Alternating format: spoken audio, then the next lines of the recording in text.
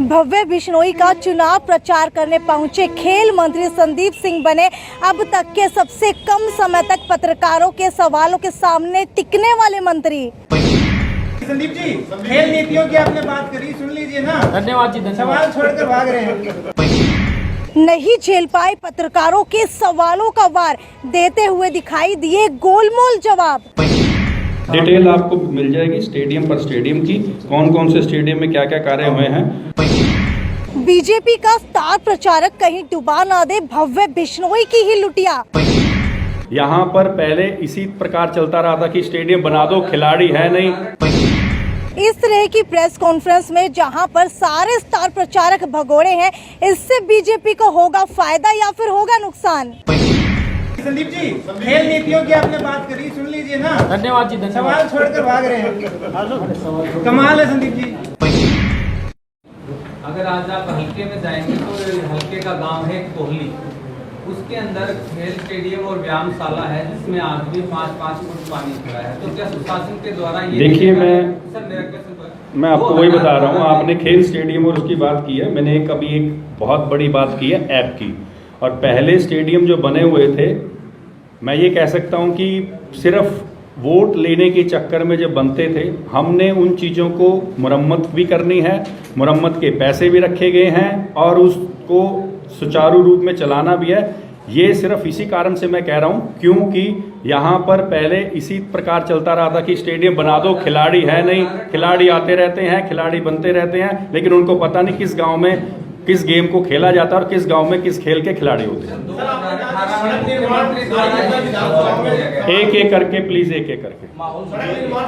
समान रूप से हुआ है। अगर आप आदमपुर में अभी आप जाओगे प्रचार के लिए तो बड़े बड़े गड्ढे आपका स्वागत करेंगे वहाँ पर। देखिए, ऐसा है हर जगह पर, आप पूरे हरियाणा में घूम लीजिए। अभी पीछे बारिश के मौसम में कई जगह पर हुआ है और जो नंबर्स मैं आपको दे रहा हूँ सड़कों की, वो नंबर्स के हिसाब से आपको पूरी डिटेल दी जाएगी किस किस सड़कों पर काम हुआ है। जो पेंडिंग भी है वो भी काम होंगे क्योंकि अभी हर हलके में तकरीबन 25 करोड़ के आसपास हर हलके में माननीय मुख्यमंत्री जी जो पेंडिंग है वो काम भी कर रहे हैं। आपका पिछला जवाब जो था, एक मैं जो साथी ने सवाल पूछा था उसको ही पूरा कर रहा हूँ। बहुत पुराने किसी के पास नहीं है जिस व्यायामशाला का इन्होंने जिक्र किया, 2018 में बना है। माननीय मुख्यमंत्री जी ने रिमोट से उसका उद्घाटन किया है। ग्राउंड लेवल से 5 फीट नीचा है। समझ नहीं आता कि व्यायामशाला बनाई गई थी कि स्विमिंग पूल, हो सकता है पत्थर गलत लग गया हो। क्या इस तरीके की जो गलतियां हैं पूर्व की सरकारों पर, देखिए ये सारी जितने भी पूर्व की सरकारों पर आप थोपेंगे या फिर वास्तव में किसी अधिकारी की गलती नहीं है, उसमें इंक्वायरी मार्क करने का काम आप करेंगे? डेफिनेटली अगर आपको ऐसा लगता है कि इसमें कोई ऐसी चीज है तो उसको इंक्वायरी भी करवाएंगे और उसकी पारदर्शिता के साथ जिसकी भी गलती है उसके ऊपर कार्रवाई करेंगे। ये बात में संदीप जी, एक सवाल है। आपने कहा कि 40 नर्सरियां यहाँ दी हैं, तो आदमपुर में एक तो कितनी नर्सरियां? 5 नर्सरियां हैं। 5 नर्सरियां। आपने कहा कि 8 साल में 4 करोड़ के यहाँ पे काम किए स्पोर्ट्स कोटे की जो बात है, तो इसमें आप बता पाएंगे कि ये पैसा डिटेल आपको मिल जाएगी स्टेडियम पर स्टेडियम की, कौन कौन से स्टेडियम में क्या क्या कार्य हुए हैं।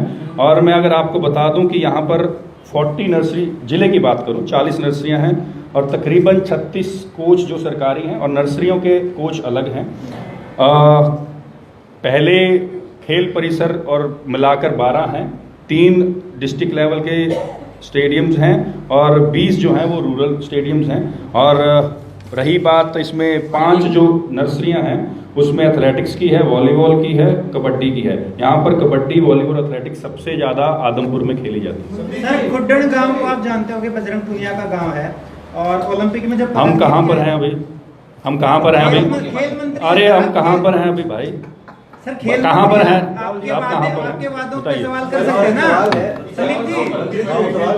2506 के दस्तावेज फर्जी पाए गए हैं और 2000 कौन से जो खेल कोटे से जो डी ग्रुप में और अदर जो, देखिए ये सारी चीजें विजिलेंस के, मैं आते ही, जब मैं आया हूं आते ही आप मेरी पुरानी कोई भी पत्रकारों के साथ जो प्रेस वार्ता की है उसमें आप देख सकते हैं मैंने आते ही कहा था इसको इंक्वायरी कराएंगे और विजिलेंस इंक्वायरी मार्क हो चुकी है इसको और शुरू भी हो गई है, वो इंक्वायरी शुरू भी हो गई है। राहुल जी, आप बड़ा इशू है यहाँ पे, एक बड़ा इशू राहुल जी बोलो, एक बड़ा इशू है इस इलाके में यहाँ पे नशा जिसको चिट्टा हम कहते हैं, इस इलाके को और आगे इससे थोड़ा सा कवर करेंगे, फतेहाबाद और सिरसा के अंदर चले जाएंगे तो जो राजस्थान का बॉर्डर है वहाँ पे बहुत सारा चिट्टा या नशा वो सप्लाई होता है।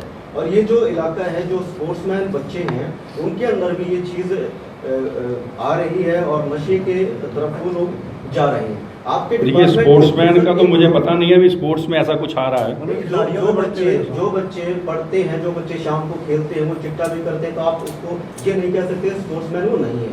जो स्टेडियम में जाता है शाम को खेलता है वो स्पोर्ट्समैन ही हम उसको मान सकते हैं। क्या आपके डिपार्टमेंट की ओर से ऐसे कोई ठोस कदम उठाए गए हैं कि ड्रग्स की जो है एंट्री स्पोर्ट्स के अंदर ना हो? देखिए,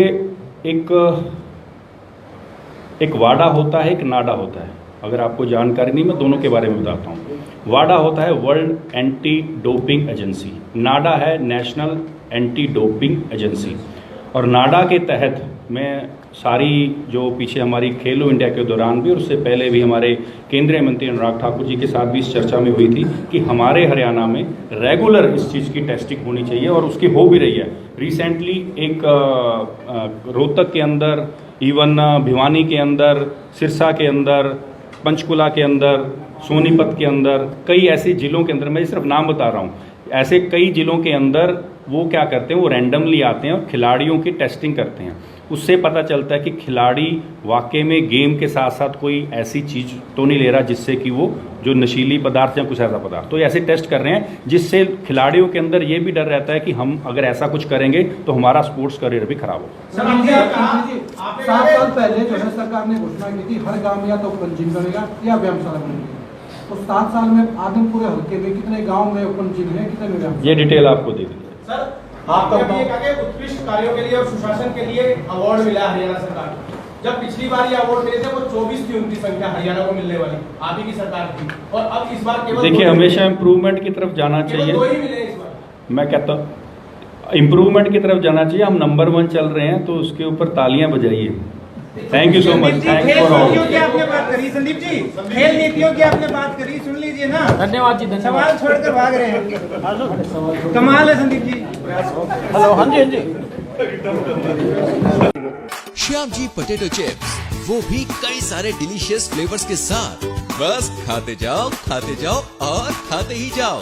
श्याम जी के डिलीशियस एंड टेस्ट। अपना सामान MRP पर नहीं, डिस्काउंट पर लो। और हिसार में डिस्काउंट कहाँ मिल रहा है ये जानो saletrending.com पर। Visit saletrending.com। पहले कंपेयर करो फिर शॉप।